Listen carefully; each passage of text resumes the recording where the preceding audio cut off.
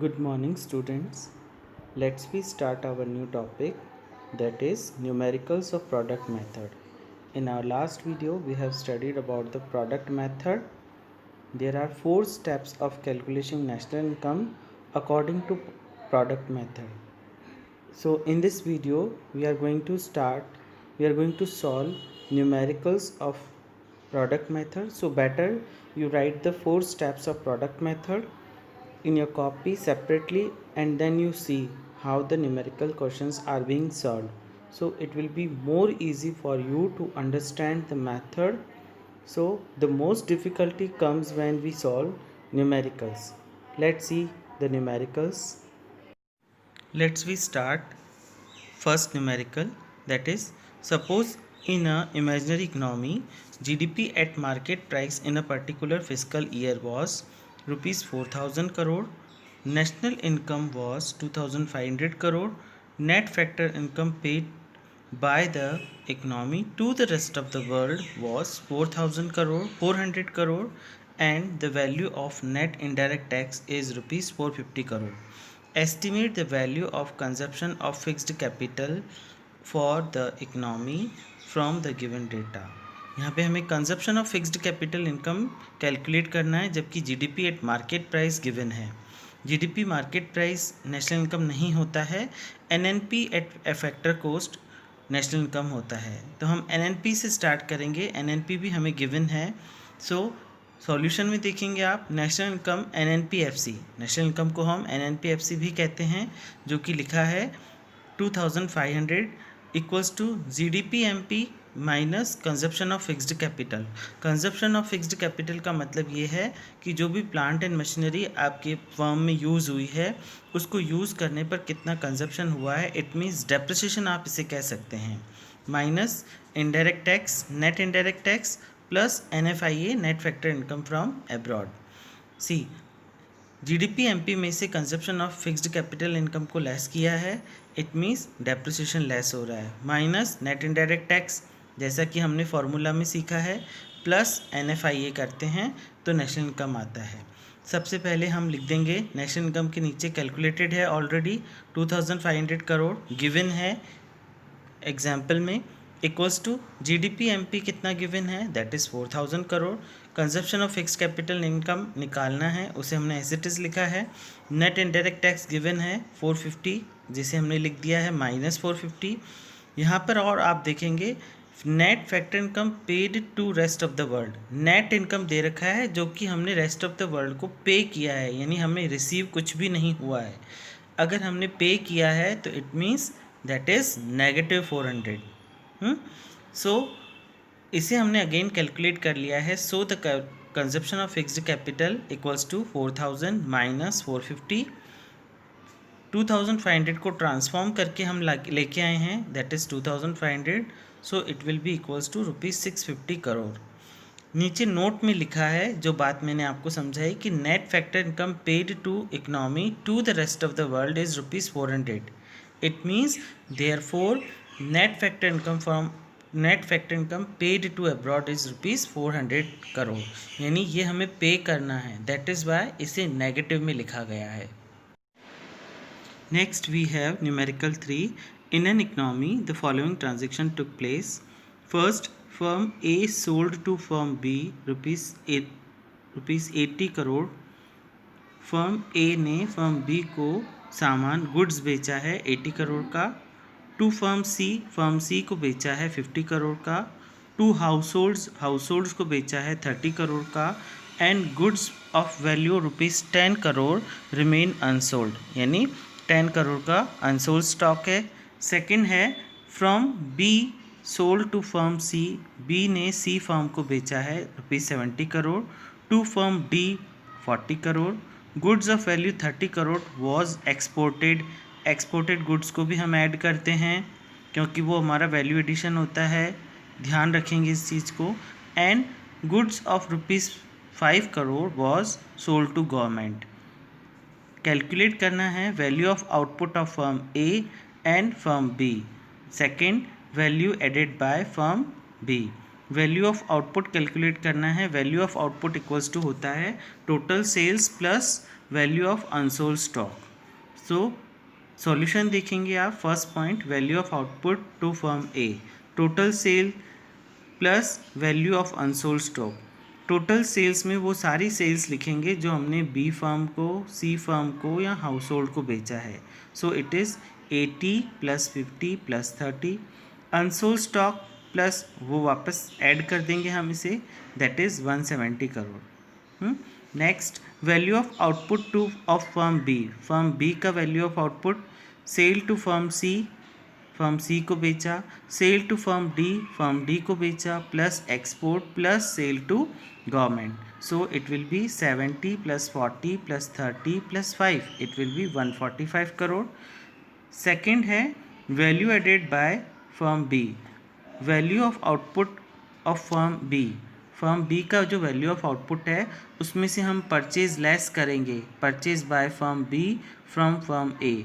Firm A ने जो firm B से परचेज किया है उसे हम लेस करेंगे क्योंकि हम उसे यहाँ पे इंटरमीडिएट कंजप्शन मान रहे हैं। सो 145 - 80, it will B 65 crore. So here it is the numerical question. So you just see and note down in your copy. Next we have numerical 4. In a single day, Raju, a barber, collects ₹500 from haircut. Over this day, his equipment depreciate in the value of by ₹50. Raju जो कि एक barber है, उसने 500 rupees hair cut करने से कमाए हैं। उसके पूरे दिन में उसके इक्विपमेंट्स जो भी वो औजार यूज़ किए हैं उसका डेप्रिसिएशन वैल्यू हुआ है ₹50 का। ऑफ द रिमेनिंग 450, 500 में से डेप्रिसिएशन वैल्यू लेस किया है, so the remaining is ₹450। Raju पे सेल टैक्स ₹30, राजू ने सेल टैक्स पे किया है ₹30। टेक्स होम ₹200, घर पे 200 रुपये लेके गया है।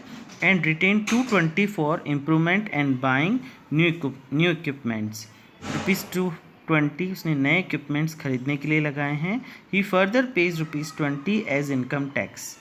Let's see, based on this information calculate Raju's contribution to GDP and NDP and national income. Let's see, Raju का कॉन्ट्रीब्यूशन, फर्स्ट GDP निकालना है हमें। GDP equals to value of haircut service produced by him. GDP equals to क्या होता है, जो भी उसने वैल्यू ऑफ हेयर कट किया है, जो उसने कुल कमाए हैं, दैट इज़ ₹500। NDP निकालना है। NDP equals to GDP minus depreciation of equipments. NDP तब आता है जब हम डेप्रिसिएशन को लेस करते हैं। सो 500 में से 50 लेस किया है, दैट इज़ ₹450। नेशनल इनकम और NNP at factor cost equals to NDP जो हमने ऊपर कैलकुलेट किया है minus sale tax. So 450 - 30, it will be 420। So 420 वो कंट्रीब्यूशन है जो राजू का GDP, NDP और नेशनल इनकम में है।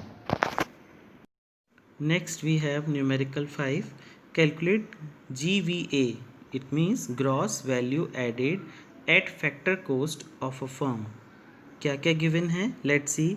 Net production tax ₹600, product tax 400, price per unit of output 10, net change in stock -50, purchase of raw material 10,000, import of raw material 3,000, import of machines 20,000, product subsidies 100 rupees.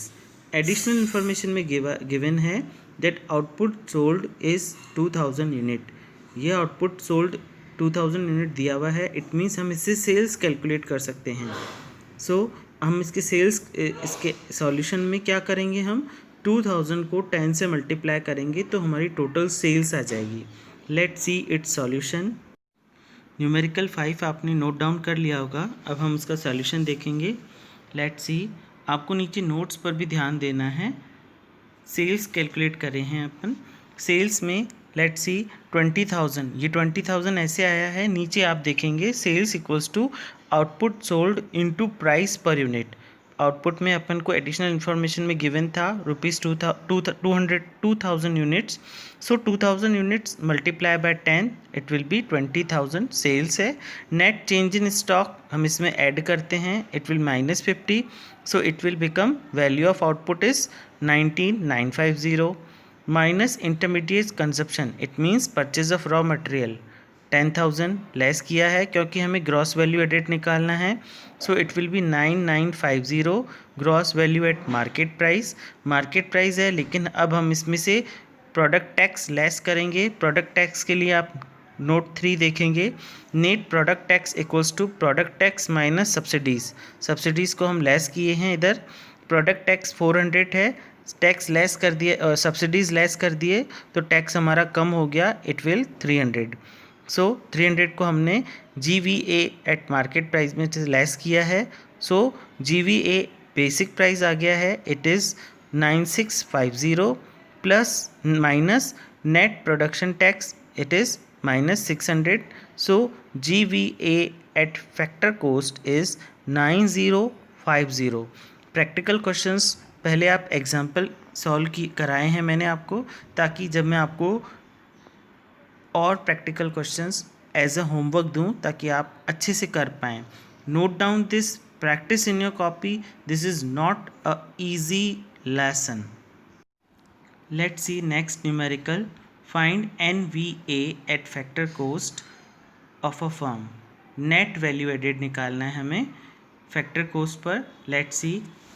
Items are durable use producer goods with life span of 10 years is rupees 10. Durable goods of producer goods, it means ऐसी machinery जिसका life span 10 years माना गया है, यानी firm ने अपने firm के लिए प्रोडक्शन के लिए एक मशीनरी का यूज़ किया है उस जिसका लाइफ स्पैन 10 years है. Single use producer good that is rupees 5. Sales 20. Unsold output produced during the year rupees 2. And net indirect tax rupees 1. Let's see the solution of numerical 6.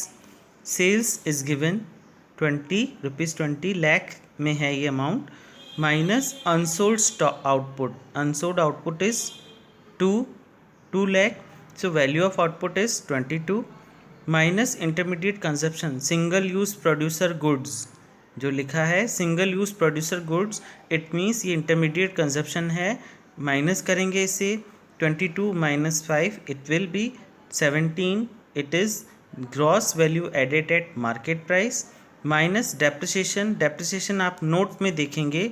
Depreciation कैसे calculate किया है. Cost of fixed capital that is rupees 10 lakh crore, minus scrap value given नहीं है इसलिए zero लिखा है. Life span given है 10, so upon 10 it is rupees 1 lakh. ये फार्मूला होता है डेप्रिसिएशन कैलकुलेट करने का.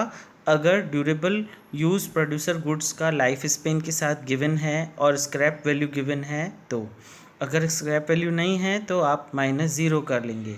सो 1 लाख रुपीज़ ये आया है, तो डेप्रिसिएशन को इसमें से इसे डेप्रिसिएशन मानेंगे और 1 माइनस करेंगे. Minus net indirect tax, it is also 1 lakh, इस 1 को माइनस किया है. So gross value added at factor cost is 15 lakh. ये जो रुपीज़ में दिया हुआ है ये एक्चुअली 15 लाख अमाउंट गिवन है. Next we have numerical 7. Calculate करना है sales from the following. Subsidies rupees 200, opening stock rupees 100, closing stock 600, intermediate consumption 3000, consumption of fixed capital 700, profit 750, net value added at factor cost rupees 2000, export 100. Very simple है. Solution इसका इसी के नीचे given है. Solution is net value added at factor cost equals to sales plus closing stock minus opening stock minus intermediate consumption minus consumption of fixed capital. Consumption of fixed capital depreciation होता है, इसे आप mind में ध्यान रखेंगे. Plus subsidies हमें government से मिलती है जो हमारी कॉस्ट ऑफ प्रोडक्शन को कम करती है, इसीलिए हम इसे ऐड करते हैं. Net value added at factor cost given है 2000 इक्वल्स टू सेल्स हमें कैलकुलेट करना है, इसलिए हमने सेल्स ही लिखा है. Closing stock 600 minus opening stock 100 minus intermediate consumption 3000 minus consumption of fixed capital 7000 plus subsidies 200. So sales will be 2000 transform करके हम इधर लेके आए हैं -600 + 100 + 3000 + 700 - 200। ये साइन इसलिए चेंज हुए हैं क्योंकि हम 2000 को ट्रांसफॉर्म करके लेके आए हैं। So sales will be equals to 5 lakh crore rupees 5 lakh. So better you solve this numericals in your copy also. Next we have numerical 8. Calculate A point gross domestic product at market price, B national income। दो चीज़ें calculate करनी है, gross domestic product at market price and national income. Serial number 1 में देखेंगे and items देखेंगे। Value of output given है तीनों sector का। एक इकोनॉमी में 3 सेक्टर्स होते हैं, प्राइमरी, सेकेंडरी, टर्सरी। सो तीनों सेक्टर का वैल्यू ऑफ आउटपुट गिवन है। तीनों सेक्टर का कॉस्ट ऑफ इंटरमीडिएट इनपुट यानी इंटरमीडिएट कंजप्शन गिवन है, primary sector, secondary sector, tertiary sector. Then indirect tax paid by all sector ₹50, consumption of fixed capital 80, factor income received by the residents from rest of the world 10, actual income paid to non-residents 20, subsidies received by all sector 20. So here is the question. Let's see its solution. Let's see the solution of numerical 8. Solution is given. Let's see value of output of all the 3 sectors 1300। यहाँ पे 1300 plus किया है। Question में जो given दिया था 800 + 200 + 300, सो it is 1300।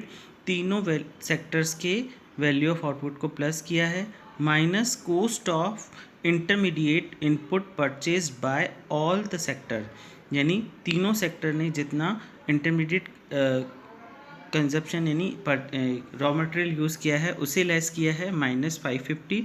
So it will B 750। इसे हम कहेंगे gross domestic product at market price. Adjustment हम इसमें करेंगे, consumption of fixed capital by all sectors it means depreciation, minus indirect tax paid by all sectors -50, plus subsidies received by all sectors 20, plus net factor income from abroad NFIA -10। So it will B 630 national income. यही NNP-FC है। आप note भी देख लेंगे अगर आपको और clarify होना है। Do this questions in your copy. These questions are very important.